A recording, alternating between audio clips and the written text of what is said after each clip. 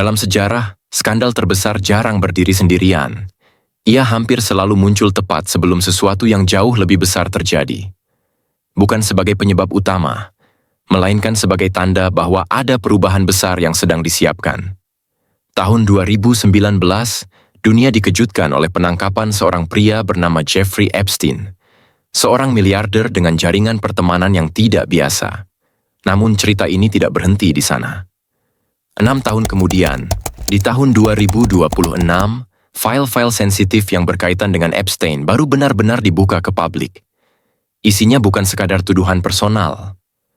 Dokumen-dokumen ini menyeret nama-nama besar, seperti presiden, bangsawan, pebisnis global, semuanya terseret dalam satu lingkaran gelap yang selama puluhan tahun nyaris tak tersentuh hukum, yang selama ini dianggap berada di atas sistem, elit global yang menentukan arah dunia.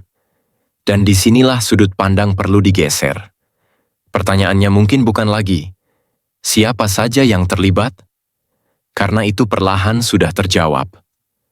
Pertanyaan yang lebih mengganggu justru adalah, mengapa semua ini dibiarkan meledak ke publik sekarang?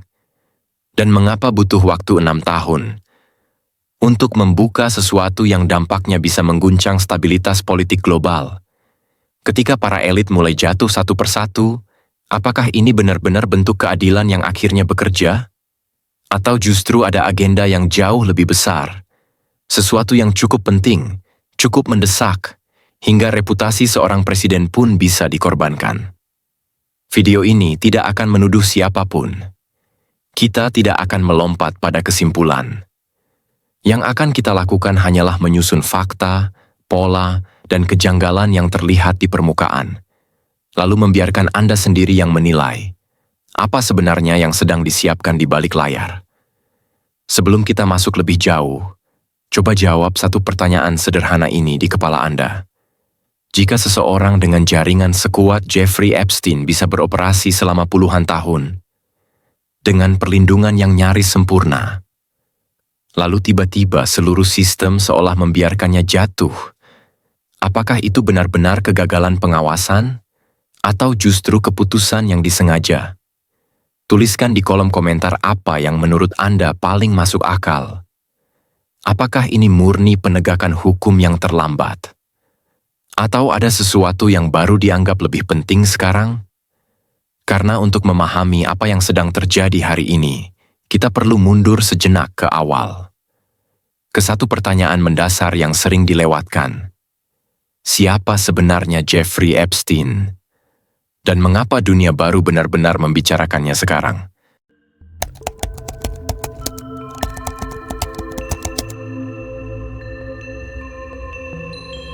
Jeffrey Epstein adalah seorang finansier asal Amerika Serikat.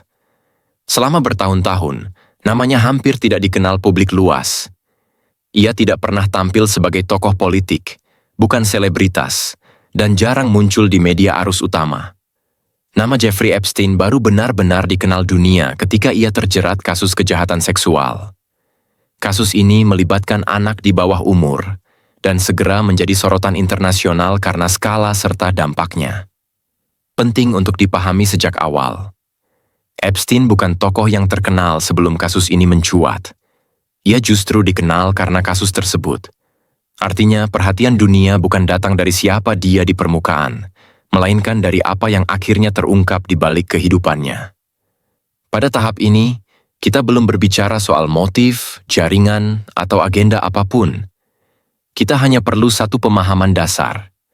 Jeffrey Epstein adalah seorang finansier yang kemudian menjadi pusat salah satu skandal hukum paling sensitif dalam sejarah modern Amerika, karena jenis kejahatannya dan karena usia para korbannya. Untuk memahami mengapa kasus Jeffrey Epstein begitu berbeda, kita perlu membandingkannya dengan skandal kriminal pada umumnya. Dalam kasus kejahatan seksual lain, pelaku biasanya memiliki lingkaran sosial yang terbatas. Dampaknya besar bagi korban, tetapi jarang menjalar ke tingkat geopolitik atau ekonomi global. Kasus Epstein justru bergerak sebaliknya. Sejak awal penyelidikan, perhatian media dan aparat hukum tidak hanya tertuju pada tindak pidana itu sendiri, melainkan pada jaringan sosial Epstein yang luar biasa luas dan tidak lazim bagi seorang finansier yang nyaris tak dikenal publik. Catatan penerbangan, daftar tamu, arsip foto, dan kesaksian sosial menunjukkan bahwa Epstein memiliki akses rutin ke individu-individu dengan pengaruh ekstrim. Bukan sekadar bertemu satu kali dalam acara resmi, melainkan hubungan berulang yang berlangsung bertahun-tahun. Di antara lingkaran itu terdapat politisi tingkat nasional, orang-orang yang memiliki wewenang atas kebijakan luar negeri, pertahanan, dan hukum. Ada pula pebisnis kelas global yang duduk di puncak korporasi multinasional dan lembaga keuangan besar. Tokoh kerajaan dan bangsawan juga muncul dalam relasi sosialnya, sebuah hal yang jarang terjadi pada kasus kriminal biasa. Dan yang tak kalah penting, terdapat akademisi serta ilmuwan elit, figur yang selama ini diasosiasikan dengan dunia riset dan intelektual, bukan skandal hukum. Inilah titik anomali pertama. Jeffrey Epstein tidak memiliki jabatan publik. Ia tidak memegang kekuasaan politik resmi, namun akses sosialnya setara, bahkan melampaui, banyak kepala negara dan menteri. Dalam konteks normal, pola seperti ini hampir tidak pernah terjadi tanpa alasan struktural yang kuat. Media internasional mulai menyadari bahwa kasus ini tidak bisa dibingkai sebagai cerita satu pelaku, satu kejahatan. Setiap penyelidikan terhadap Epstein secara otomatis membuka pintu ke institusi, jaringan, dan relasi yang jauh lebih besar dari dirinya sendiri. Itulah mengapa sejak awal, kasus ini diperlakukan dengan tingkat sensitivitas yang tidak biasa. Bukan karena Epstein istimewa sebagai individu, melainkan karena lingkaran di sekelilingnya menyentuh pusat-pusat kekuasaan dunia. Dan sejak titik itu, publik mulai memahami satu hal penting. Jika skandal ini benar-benar dibuka sepenuhnya, dampaknya tidak akan berhenti pada satu nama, melainkan bisa mengguncang banyak sistem sekaligus. Untuk memahami bagaimana Jeffrey Epstein berinteraksi dengan lingkaran sosialnya, kita perlu melihat ruang-ruang fisik yang ia miliki dan kelola. Bukan sebagai simbol kemewahan semata, melainkan sebagai infrastruktur sosial. Epstein diketahui memiliki sebuah pulau pribadi di Karibia. Pulau ini bukan sekadar properti liburan, melainkan lokasi tertutup yang jauh dari pengawasan publik dan media. Akses ke pulau tersebut sangat terbatas, dan sebagian besar aktivitas di sana hanya diketahui oleh orang-orang yang diundang langsung olehnya. Selain pulau pribadi, Epstein juga memiliki pesawat jet pribadi. Pesawat ini memungkinkannya berpindah negara dengan cepat, tanpa bergantung pada jalur komersial yang lebih mudah dilacak. Dalam konteks jaringan elit global, mobilitas seperti ini bukan sekadar kenyamanan, melainkan alat untuk mempertahankan privasi tingkat tinggi.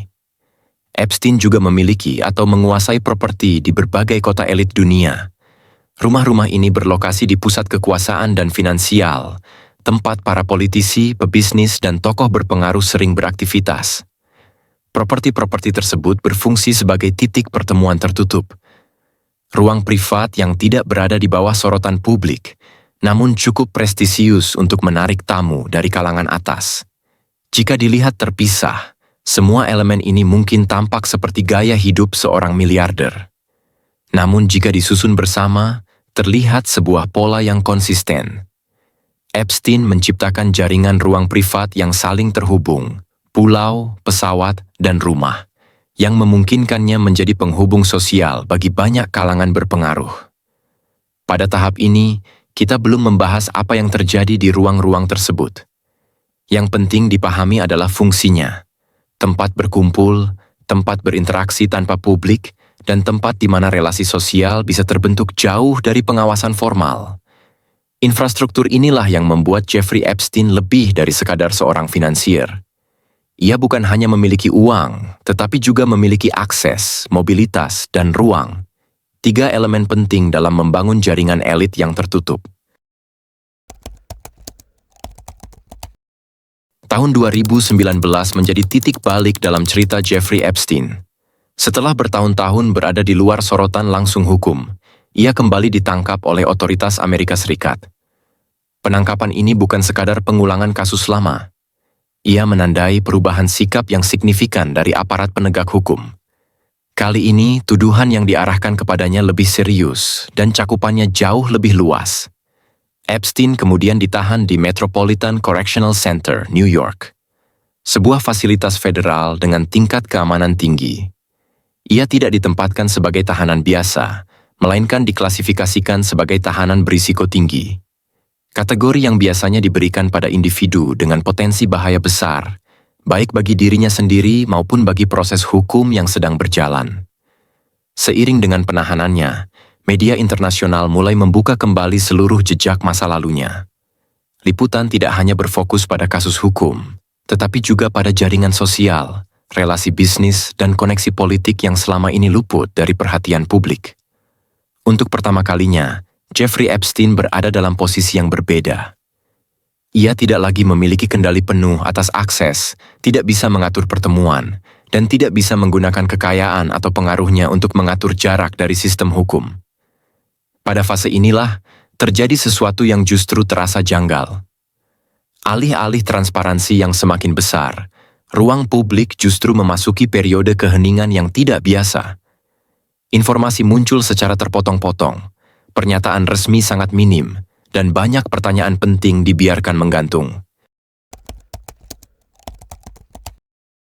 Pada bulan Agustus 2019, Jeffrey Epstein ditemukan meninggal dunia di dalam sel tahanannya. Ia masih berstatus sebagai tahanan federal dan belum menjalani persidangan. Otoritas menyatakan bahwa Epstein meninggal karena bunuh diri. Pernyataan ini disampaikan tidak lama setelah kematiannya diumumkan ke publik. Namun, konteks di sekeliling peristiwa tersebut segera menjadi perhatian. Epstein ditahan di Metropolitan Correctional Center, New York, sebuah fasilitas dengan tingkat pengamanan tinggi yang secara khusus menampung tahanan berisiko. Pada saat kejadian, Epstein seharusnya berada di bawah pengawasan ketat. Ia sebelumnya telah diklasifikasikan sebagai individu dengan risiko keselamatan tinggi dan secara prosedural memerlukan pemantauan rutin. Laporan resmi kemudian menyebutkan beberapa hal penting. 2 penjaga yang bertugas pada malam itu dilaporkan tertidur, dan kamera pengawas di area sekitar sel tidak berfungsi sebagaimana mestinya. Rangkaian kondisi ini terjadi secara bersamaan pada malam ketika Epstein meninggal. Informasi-informasi tersebut disampaikan ke publik secara bertahap, dan sebagian besar berasal dari laporan internal serta pernyataan resmi otoritas terkait. Tidak ada proses persidangan yang sempat berlangsung, dan dengan kematian Epstein, kasus pidana terhadap dirinya secara hukum pun berakhir. Setelah kematian Jeffrey Epstein diumumkan, cerita seharusnya berakhir. Kasus pidana selesai, pelaku meninggal, dan proses hukum ditutup. Namun yang terjadi justru sebaliknya. Alih-alih meredam perhatian publik, kematian Epstein malah memicu gelombang pertanyaan baru. Pertanyaan yang tidak muncul dari satu kelompok saja, melainkan dari jurnalis, pengamat hukum, hingga masyarakat luas. Banyak kejanggalan yang sulit diabaikan. Bukan karena satu faktor tunggal, melainkan karena terlalu banyak hal yang gagal berjalan sebagaimana mestinya pada waktu yang bersamaan. Epstein adalah tahanan berisiko tinggi. Ia ditahan di fasilitas dengan pengawasan ketat. Namun pada malam kematiannya, pengawasan itu tidak berjalan optimal. Penjaga tertidur, kamera tidak berfungsi, dan tidak ada saksi langsung di saat-saat terakhir. Rangkaian ini melahirkan pertanyaan yang wajar. Apakah semua ini murni kelalaian? Ataukah ada sesuatu yang luput, atau sengaja dibiarkan luput dari pengawasan? Di titik inilah berbagai spekulasi mulai berkembang. Sebagian orang mempertanyakan, apakah Epstein benar-benar meninggal karena bunuh diri? Sebagian lain menduga adanya campur tangan pihak tertentu. Bukan berdasarkan bukti final, melainkan karena banyaknya pihak yang secara tidak langsung diuntungkan oleh kematiannya. Ada pula spekulasi yang lebih ekstrim, yang mempertanyakan identitas jenazah atau kemungkinan skenario lain. Namun penting untuk ditegaskan, tidak ada kesimpulan resmi yang mendukung klaim-klaim tersebut. Yang benar-benar tersisa hingga hari ini adalah satu hal. Kematian Epstein menghentikan seluruh kemungkinan kesaksian langsung darinya. Tidak ada persidangan, Tidak ada pemeriksaan silang. Tidak ada pengungkapan jaringan melalui proses hukum terbuka. Dan justru disitulah letak persoalannya. Bagi publik, Epstein hidup sebagai teka-teki. Namun ia meninggal sebagai tanda tanya yang jauh lebih besar. Bukan hanya tentang bagaimana ia mati, melainkan tentang apa saja yang ikut terkubur bersamanya.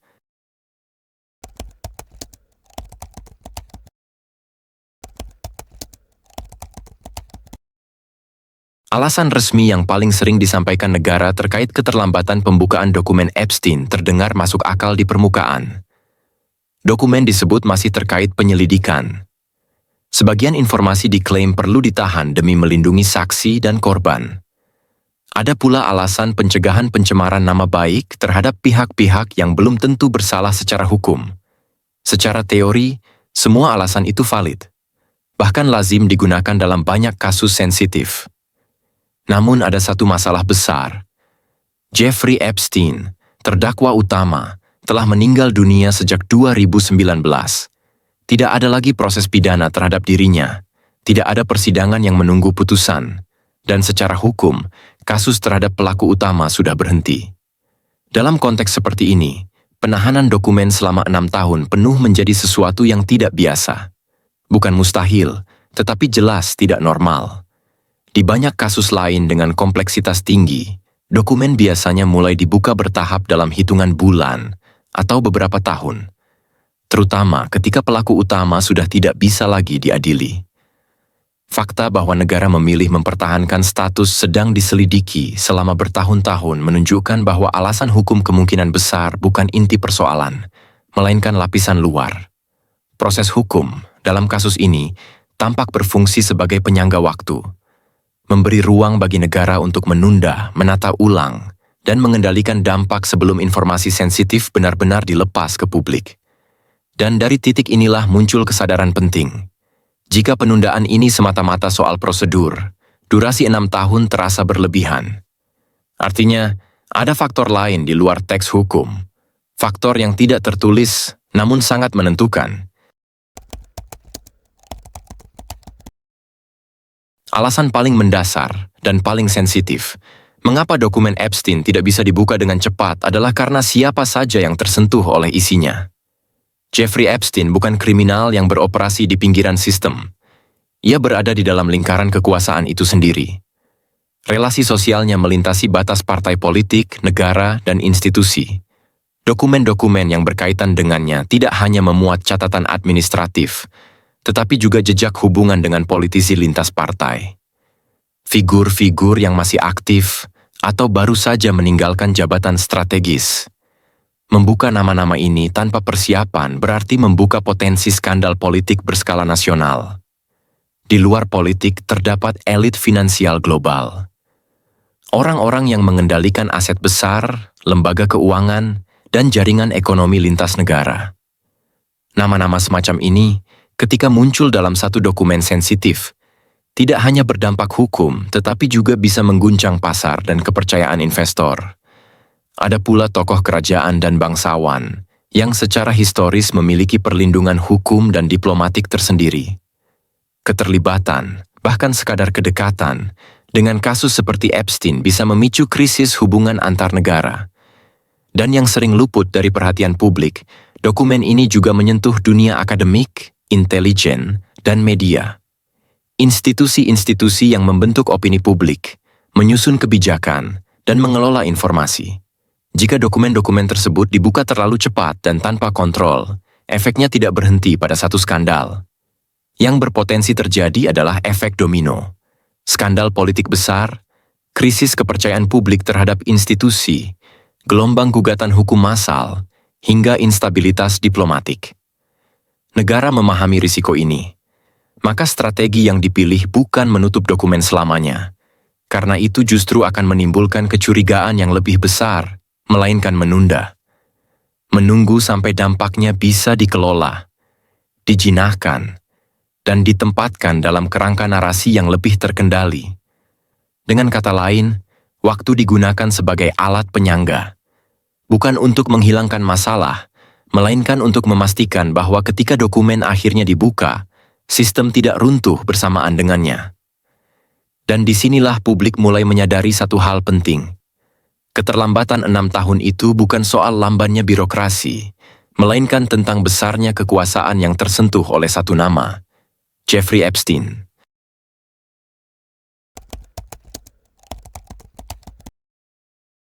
Dalam politik global, informasi tidak pernah berdiri netral. Ia memiliki nilai, arah, dan yang sering dilupakan, waktu. Dokumen sensitif seperti arsip Epstein bukan hanya berisi data masa lalu. Ia adalah alat. Dan seperti semua alat kekuasaan, efektivitasnya sangat bergantung pada kapan ia digunakan. Dalam banyak kasus sejarah, skandal besar jarang dibuka saat sistem berada dalam kondisi stabil. Ia justru muncul ketika sistem sedang berubah, saat keseimbangan kekuasaan bergeser, saat aliansi melemah, atau saat tekanan publik mulai sulit dikendalikan. Dengan menahan dokumen selama bertahun-tahun, kemungkinan negara memiliki opsi strategis. Dokumen itu bisa menjadi alat tekanan, digunakan dalam negosiasi politik tertutup. Bisa pula berfungsi sebagai sinyal peringatan bahwa tidak ada elit yang benar-benar berada di luar jangkauan sistem. Dalam konteks ini, waktu menjadi senjata yang senyap. Dokumen tetap disimpan, namun keberadaannya diketahui. Ia menggantung sebagai potensi, cukup kuat untuk memengaruhi perilaku, tanpa perlu benar-benar dipublikasikan. Ketika dokumen akhirnya dibuka, tujuannya pun bukan untuk menciptakan kekacauan. Yang diinginkan adalah efek yang terukur. Publik merasa ada transparansi, media mendapat bahan, namun sistem tetap berdiri. Itulah sebabnya ketika arsip ini dilepas ke publik, ia tetap menghebohkan, tetapi tidak memicu kaos nasional. Tidak ada runtuhnya pemerintahan dalam semalam. Tidak ada gelombang kerusuhan besar. Karena waktunya telah dipilih dengan hati-hati.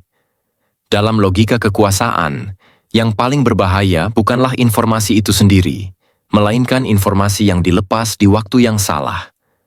Dan 6 tahun penundaan memberi cukup ruang untuk memastikan bahwa ketika kebenaran sebagian akhirnya muncul, ia tidak lagi menjadi ancaman eksistensial bagi sistem.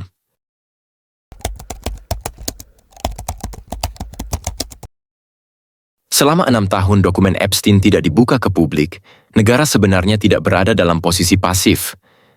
Periode ini memberi waktu untuk melakukan sesuatu yang sangat penting, namun jarang dibicarakan secara terbuka. Pengamanan informasi. Dalam kasus yang menyentuh banyak lapisan kekuasaan, dokumen mentah hampir tidak pernah dilepas begitu saja.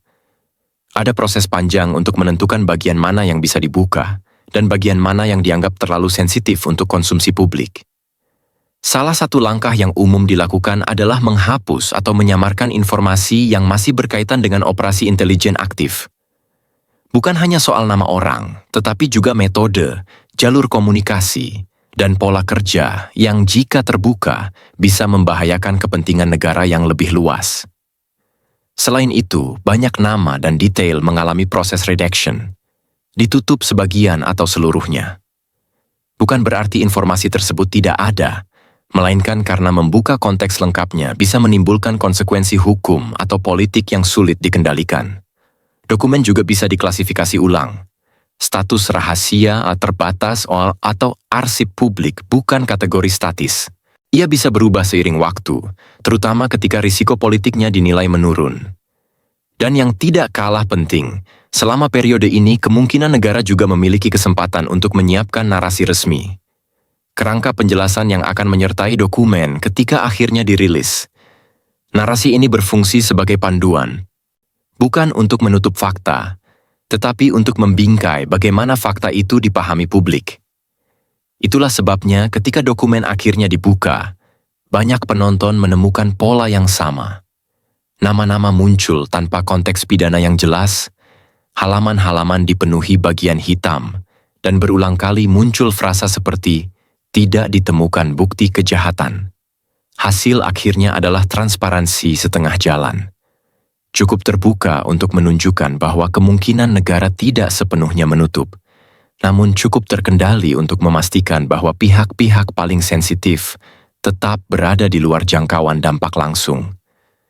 Dan dalam logika kekuasaan, Itulah bentuk keterbukaan yang paling sering dipilih.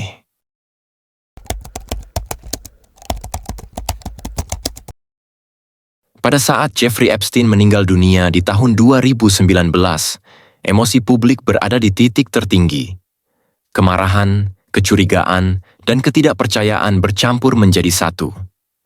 Media global menyorot kasus ini tanpa henti. Teori bermunculan setiap hari. Kepercayaan terhadap institusi hukum dan penjara federal dipertanyakan secara terbuka. Di banyak negara, kasus ini menjadi simbol bahwa elit kebal hukum. Dalam kondisi seperti itu, membuka dokumen sensitif justru berisiko memperparah situasi. Bukan karena publik tidak berhak tahu, melainkan karena emosi kolektif sedang tidak stabil. Jika dokumen-dokumen Epstein dirilis pada periode 2019 hingga 2020, dampaknya berpotensi tidak terkendali. Setiap nama yang muncul bisa memicu kemarahan spontan. Setiap halaman yang disensor bisa dianggap sebagai bukti penutupan. Dan setiap klarifikasi resmi justru akan dibaca sebagai pembelaan diri. Negara memahami satu hal penting. Publik yang marah bukan publik yang rasional. Maka waktu kembali digunakan sebagai alat. Dengan menunggu bertahun-tahun, emosi kolektif perlahan mereda. Perhatian publik terpecah oleh krisis lain.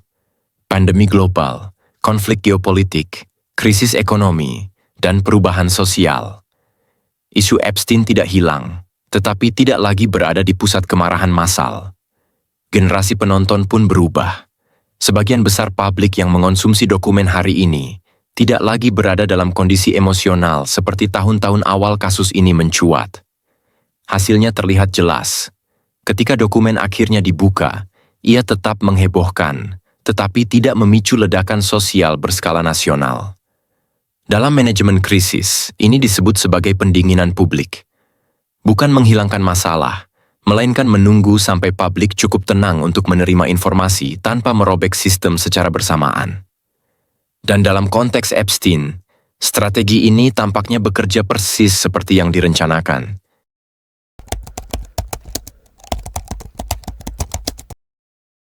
Pertanyaan penting berikutnya adalah, jika dokumen ini memang bisa dibuka, mengapa sekarang? Mengapa bukan 3 tahun lalu atau 1 tahun setelah kematian Epstein? Dalam banyak kasus sensitif, keputusan membuka arsip bukan ditentukan oleh kesiapan moral, melainkan oleh kalkulasi biaya politik. Seiring berjalannya waktu, tekanan hukum mulai meningkat. Permintaan berdasarkan Undang-Undang Keterbukaan Informasi, gugatan dari media dan kelompok sipil, serta dorongan dari pengadilan perlahan menumpuk. Menutup dokumen terlalu lama justru menciptakan risiko hukum baru bagi negara. Di saat yang sama, terjadi perubahan di dalam sistem itu sendiri. Pergantian pejabat, pergeseran kekuasaan, dan perubahan prioritas politik menciptakan ruang untuk mengambil keputusan yang sebelumnya terlalu berisiko. Ada juga faktor kelelahan publik. Ketika masyarakat mulai bertanya, kenapa kasus ini terus ditutup? Narasi perlindungan berubah menjadi kecurigaan, dan pada titik tertentu, biaya mempertahankan penutupan menjadi lebih mahal daripada risiko membuka sebagian dokumen. Disinilah negara biasanya mengambil langkah simbolik, gesture transparansi. Bukan untuk membuka semuanya, melainkan untuk menunjukkan bahwa sistem masih mau merespons tekanan publik. Dokumen dirilis kemungkinan bukan karena negara tiba-tiba menjadi sepenuhnya jujur, tetapi karena keseimbangan risiko telah bergeser. Menahan arsip lebih lama berpotensi merusak legitimasi, sementara membuka sebagian sudah cukup untuk meredam kecurigaan yang terus tumbuh.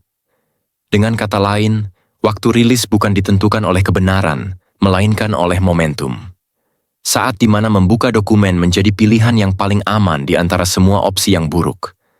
Dan ketika momentum itu akhirnya tiba, arsip Epstein pun dilepas ke publik. Bukan sebagai puncak kejujuran, melainkan sebagai keputusan strategis.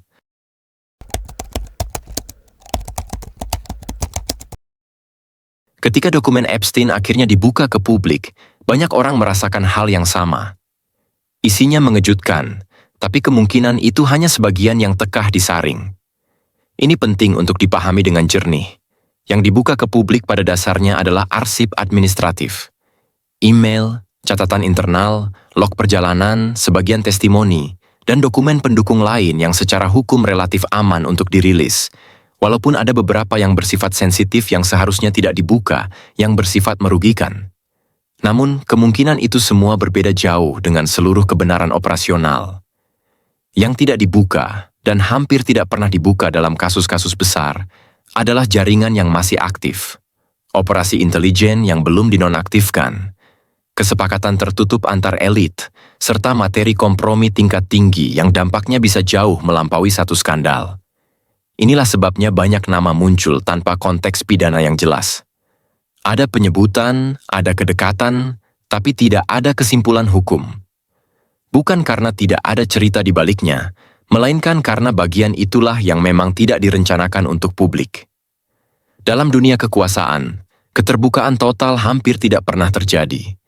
Yang ada adalah keterbukaan yang dikurasi. Cukup untuk menjawab tuntutan transparansi. Cukup untuk memberi kesan bahwa tirai telah dibuka, namun tidak cukup untuk mengganggu struktur yang masih berjalan. Itulah mengapa sebagian publik merasa kecewa. Bukan karena dokumennya tidak penting, tetapi karena secara naluriah mereka menyadari, jika ini benar-benar seluruh ceritanya, dampaknya seharusnya jauh lebih besar. Dan perasaan itu sebenarnya masuk akal.